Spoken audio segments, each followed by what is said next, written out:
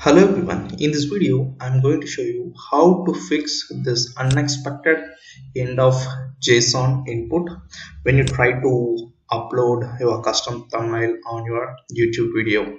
So for example, if I tag in and if I try to upload this thumbnail, it keep on loading and says that unexpected end of JSON input.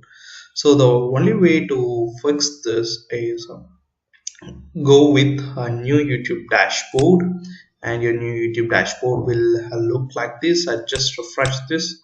So what are the videos that you have uploaded? It will show here, and this is the video that needs thumbnail. So just from the new YouTube dashboard, click on the video, and here you can see an option custom thumbnail. Just click on it and select the thumbnail that you want to upload and click on open.